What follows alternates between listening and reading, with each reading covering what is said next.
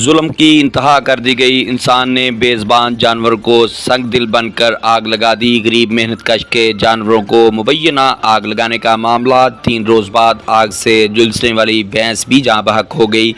दर्जनों देहातियों का एहतजाज। वज़ीर आला पंजाब मरीम नवाज से फौरी नोटिस लेने का मुतालबा। नुमाइंदा न्यूज़ होम मोहम्मद सलीम रज़ा की रिपोर्ट के मुताबिक तहसील तांदलेवाला के इलाका मामू कंजन के नवाही गांव चक नंबर 550 गाहबे में 3 रोज़ कबल मेहनत कश मस्कीन अंसारी के जानवरों की हाथे में बंधे हुए थे कि पड़ोसी मियाँ बीवी यूसुफ और शगुफ्ता ने दरीना रंजिश पर जानवरों को चीर कर मुबैना आग लगा दी, जिससे जानवर आग की लपेट में आकर बुरी तरह झुलस गए। पुलिस थाना मामू कांजन ने कार्रवाई करते हुए मियां बीवी पर मुकदमा दर्ज करके यूसुफ को गिरफ्तार कर लिया।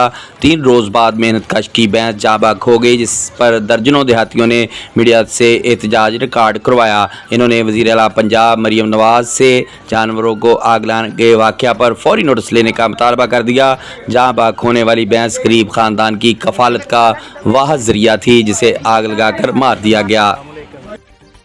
ਅਸੀਂ जनाब ਬੱਚਿਆਂ ਨੇ ਸਾਨੂੰ ਜਦੋਂ ਸ਼ੋਰ ਪਾਇਆ ਨਾ ਵੀ ਅੱਗ ਲੱਗ ਗਈ ਮੁਹੱਲੇ ਵਾਲੇ ਨਾਲ ਹੀ ਸਾਡਾ ਘਰ ਹੈ, ਅਸੀਂ ਵੀ ਉੱਥੋਂ ਆਏ। ਜਦੋਂ ਅਸੀਂ ਆਏ ਤੇ ਇੱਥੇ ਅੱਗ ਲੱਗੀ ਸੀ। ਅੱਗ ਦੀ ਬੜੀ ਸ਼ਿੱਦਤ ਜ਼ਿਆਦਾ ਸੀ, ਮਾਲ ਨੂੰ ਨਹੀਂ ਬਚਾਇਆ ਜਾ ਸਕਿਆ। ਜਦੋਂ ਅੱਗ ਬੁਝੀ ਥੋੜੀ ਜੀ ਨਰਮ ਹੋਈ ਤੇ ਫਿਰ ਕੱਪੜੇ ਰਪੈਰਾ ਵਗੈਰਾ ਲਪੇਟ ਕੇ ਮਾਲ ਨੂੰ ਥੱਲੇ ਕੱਢਿਆ ਛੱਪਰੇ ਦਿਓ, ਲੇਕਿਨ ਬਾਵਜੂਦ ਮਾਲ ਨੂੰ ਥੱਲੋਂ ਛੱਡ ਕੇ ਲਿਜਾਣ ਦੇ ਉਹ ਜਲ ਹੀ ਇੰਨੇ ਗਏ ਸੀ ਕਿ ਮੱਝ ਨਹੀਂ ਬਚ ਸਕੀ। ਤੇ ਮੱਝ ਅੱਜ ਮਰ ਗਈ ਹੈ ਤੇ 2 ਬੱਚੇ ਨੇ ਜਿਹੜੇ ਉਹ ਵੀ ਤਕਰੀਬਨ ਮਰਨਾਊ ਨੇ। ਇੱਕ ਦੀ ਹਾਲਤ ਨਾਜ਼ੁਕ ਹੈ, ਇੱਕ ਦੀ ਹਾਲਤ ਠੀਕ। ਇਹ ਗਰੀਬ ਬੰਦੇ ਨੇ ਵਿਚਾਰੇ ਮਿਹਨਤ ਮਜ਼ਦੂਰੀ ਕਰਕੇ ਆਪਦਾ ਰੋਜ਼ਗਾਰ ਚਲਾਇਆ। ਇਹਨਾਂ ਨੇ ਆਲਾ ਅਫਸਰਾਂ ਅੱਗੇ ਅਪੀਲ ਹੈ ਇਹਨਾਂ ਦੀ ਦਾਦ ਰੱਸੀ ਕੀਤੀ ਜਾਵੇ ਔਰ ਇਹਨਾਂ ਨੂੰ ਇਹਨਾਂ ਦਾ ਹੱਕ ਦਿਲਵਾਇਆ ਜਾਵੇ।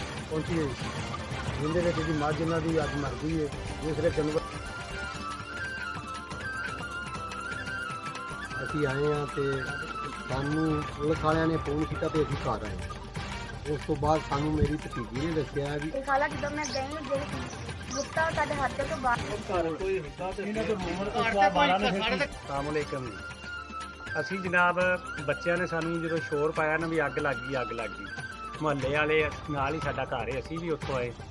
ਜਦੋਂ ਅਸੀਂ ਆਏ ਤੇ ਇੱਥੇ ਅੱਗ ਲੱਗੀ ਸੀ। ਅੱਗ ਦੀ ਬੜੀ ਸ਼ਿੱਦਤ ਜ਼ਿਆਦਾ ਸੀ, ਮਾਲ ਨੂੰ ਨਹੀਂ ਬਚਾਇਆ ਜਾ ਸਕਿਆ।